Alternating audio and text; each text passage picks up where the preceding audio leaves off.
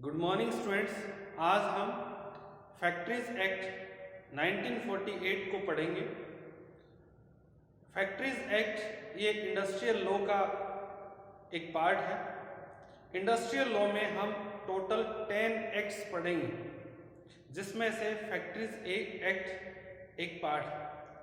आज के इस वीडियो में हम फैक्ट्रीज एक्ट के बारे में जो बेसिक्स जानकारी है उनको पढ़ेंगे कि फैक्ट्रीज एक्ट कब लागू हुआ, कहाँ पर लागू होता है और फैक्ट्रीज एक्ट के बनाने के पीछे क्या रीजंस थे, या और जो फैक्ट्रीज एक्ट है उसके ऑब्जेक्टिव्स क्या हैं। इनके बारे में हम जो इंट्रोडक्शन के तौर पे आज के इस क्लास में हम पढ़ेंगे।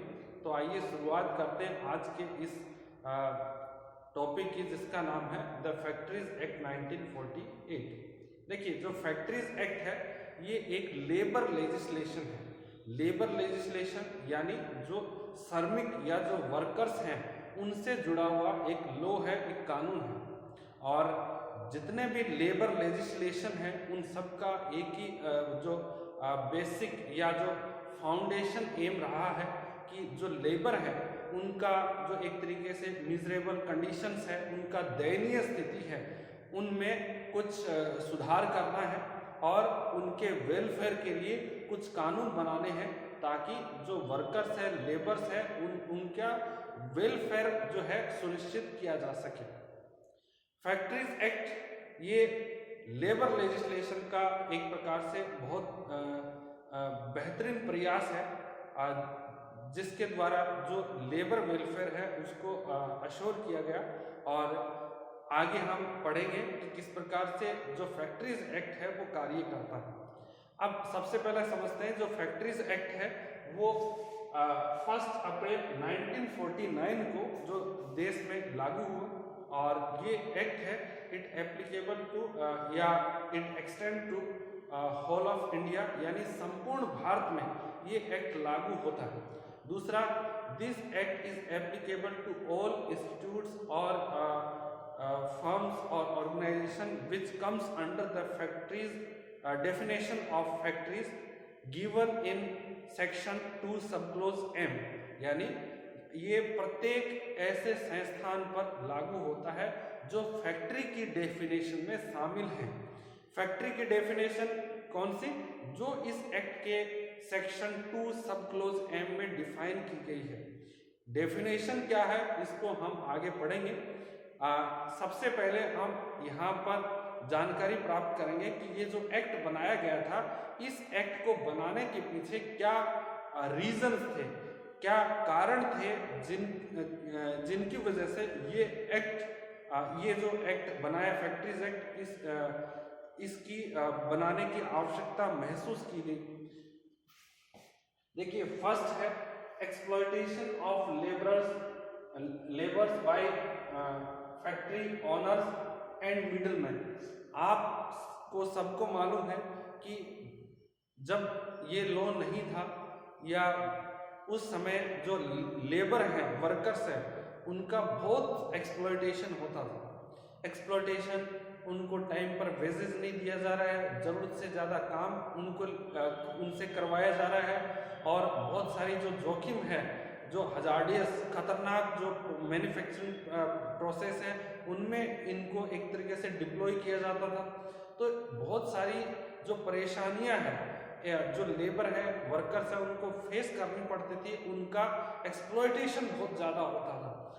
उनमें मैनेजर अपनी जगह एक्सप्लॉयटेशन कर रहा है, जो फैक्ट्री का ओनर है वो अपने लेवल पर एक्सप्लॉयटेशन कर रहा है, सुपरवाइजर भी एक्सप्लॉयटेशन कर रहा है। सब जगह लेबरर्स का या वर्कर्स का एक्सप्लॉयटेशन बहुत ही बुरी तरीके से होता था।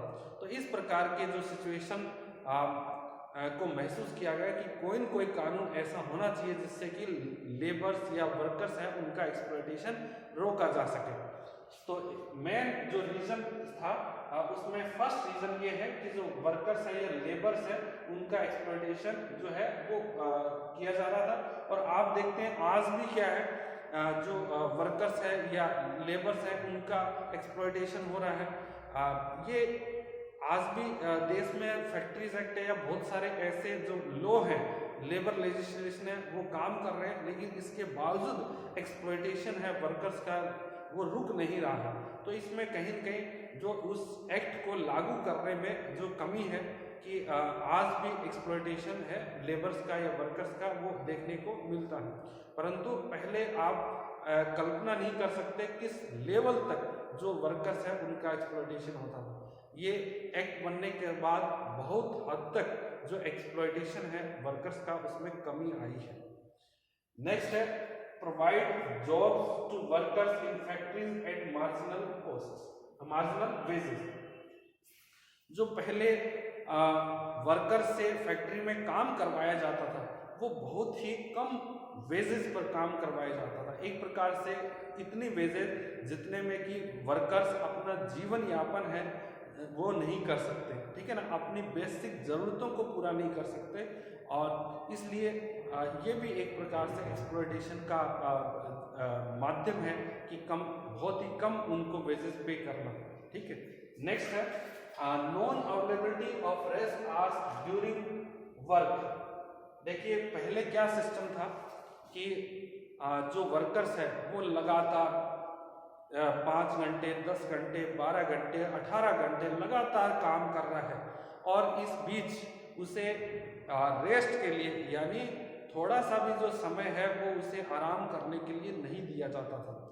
और इसलिए महसूस की गई कि देखिए वर्कर्स है, ह्यूमन बीइंग है अल्टीमेटली, और वो एक मशीन नहीं है। मशीन घंटों काम कर सकती है बिना किसी रेस्ट के, पर ह्यूमन बीइंग है, आप उसकी आप सिचुएशन को समझिए कि उसे रेस्ट की जो नीड होती है, यानी यदि कोई व्यक्ति 2-3 घंटे लगातार काम करता है तो थोड़ा रेस्ट उसे दिया जाना चाहिए, ये वह डिजर्व करता है। परंतु रेस्ट से संबंधित कोई व्यवस्था नहीं थी और घंटों जो वर्कर्स हैं वो लगातार जो मशीनों पर कार्य करते थे या मैनुअली कार्य करते थे, तो इसलिए भी इस प्रकार के जो एक्ट है या कानून है उसकी आवश्यकता महसूस की गई। नेक्स्ट है there is no limit of overtime work. अब ये भी आपको बात समझना है कि पहले इस एक्ट से पहले की हम बात कर रहे हैं, उस समय ओवर टाइम जो वर्क है उसके लिए किसी भी प्रकार के जो पेमेंट की व्यवस्था नहीं थी और ओवर टाइम वर्क का जो टाइम है वो भी फिक्स नहीं था।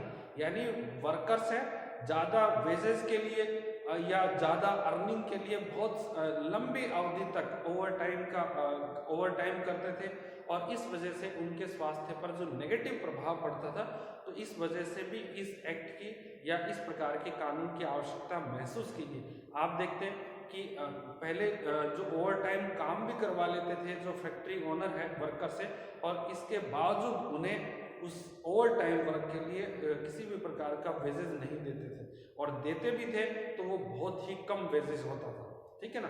तो इस प्रकार से ये भी एक एक्सप्लॉयटेशन का तरीका था। नेक्स्ट है exploitation of female workers in factory.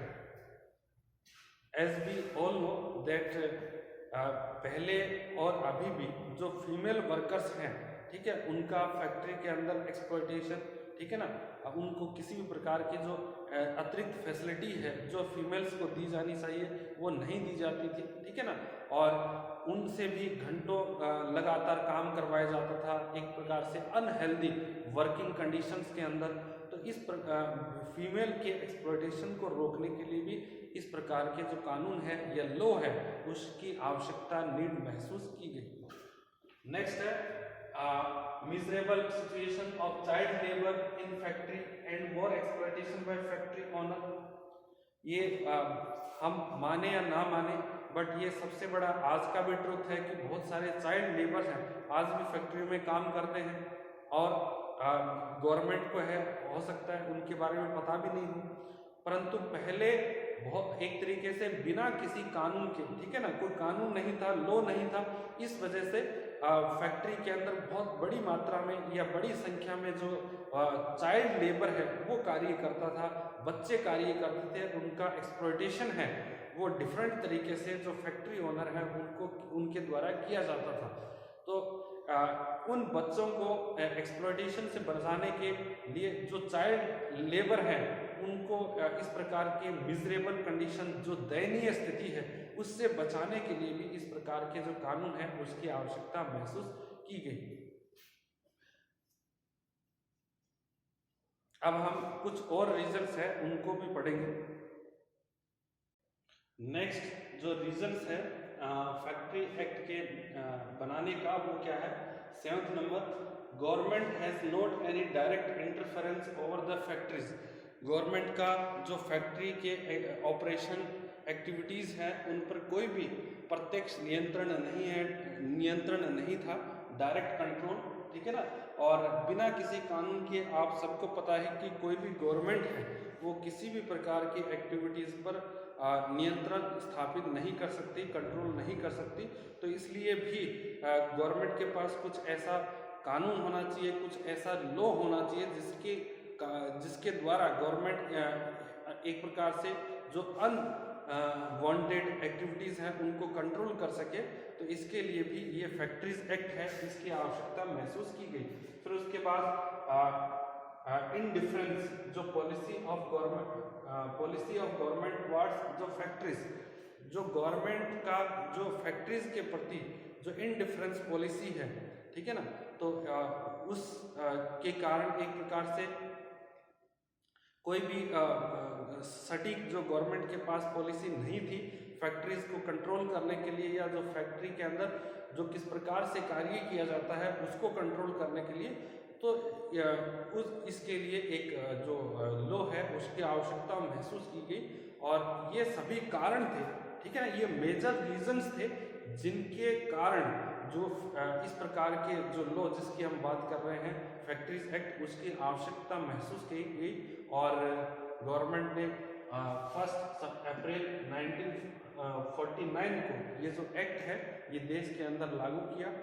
अब देखिए हम पढ़ेंगे यहाँ पर कि इस एक्ट को बनाने का जो एक प्रकार से प्राइम ऑब्जेक्टिव क्या था। अब हम जो फैक्ट्रीज एक्ट है उसके मेन ऑब्जेक्टिव्स क्या हैं इनके बारे में पढ़ेंगे।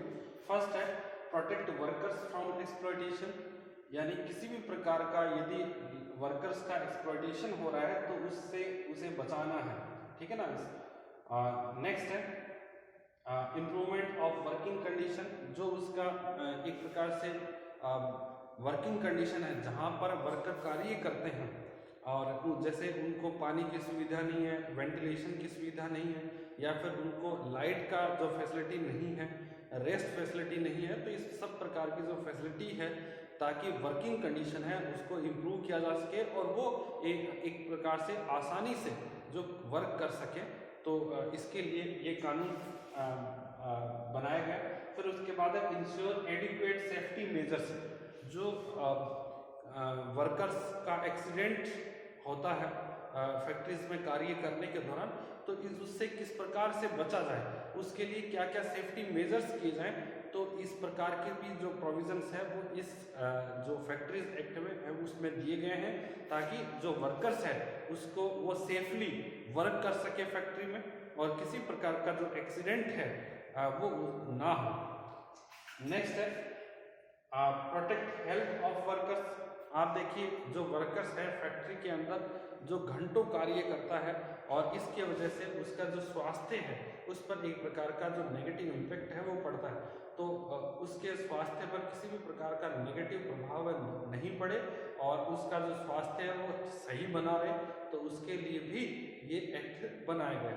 नेक्स्ट है प्रमोट वेलफेयर ऑफ वर्कर्स, इस प्रकार से जो लेबर के वेलफेयर से रिलेटेड जो स्कीम्स हैं, ठीक है ना, वो बनाई जाए। लेबर के वेलफेयर के लिए क्या क्या कार्य हैं वो किए जाने चाहिए ताकि जो वेलफेयर ऑफ लेबर का जो ऑब्जेक्टिव है उसको भी अचीव किया जाए, तो इसके लिए भी ये फैक्ट्रीज एक्ट में प्रोविजन दिए गए हैं। नेक्स्ट है regulate the employment of women and young person in factories, और किस प्रकार से आप फैक्ट्रीज के अंदर जो वुमेन है, जो महिलाएं हैं या जो एक प्रकार से नव युवक है, नौजवान व्यक्ति है, आप उनको किस प्रकार से एम्प्लॉय कर सकते हैं फैक्ट्रीज के अंदर, तो उसके संबंध में भी इसमें प्रावधान या प्रोविजंस दिए गए हैं। अब देखिए नेक्स्ट है ensure annual leave with wages, यानी जो व्यक्ति फैक्ट्रीज के अंदर कार्य कर रहे हैं तो उनको किस प्रकार से जो लीव है, छुट्टी है, वार्षिक मजदूरी सहित वार्षिक छुट्टियां, ठीक है ना, उनको छुट्टी भी मिले, लीव भी मिले और उसका मजदूरी भी मिले, ठीक है ना। तो इस प्रकार के जो प्रोविजंस है वो भी एक्ट में किए गए हैं। पहले क्या था कि किसी भी प्रकार का जो लीव का प्रोविजन है वो फैक्ट्रीज में नहीं था, और जब भी कर्मचारी किसी भी कारण से, चाहे उसका तबीयत खराब हो, चाहे किसी अदर रीजन से यदि उसको छुट्टी लेनी पड़ती थी, लीव लेनी पड़ती थी, तो उसके लिए उसकी मजदूरी से पैसा काटा जाता था। तो ये मैंने आपको यहाँ पर मेन ऑब्जेक्टिव्स बताए हैं और थोड़ा सा क्या है ब्रीफली समझाने का कोशिश किया, क्योंकि जितने भी ऑब्जेक्टिव हमने यहाँ लिखे हैं इन सबको हम डिटेल से आगे के वीडियो में 1 बाय 1 पढ़ेंगे।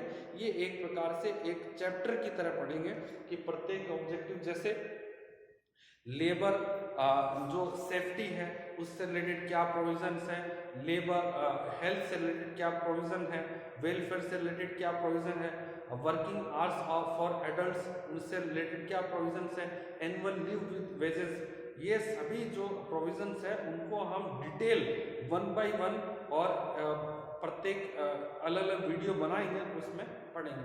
तो आज के लिए इतना ही। Thank you so much.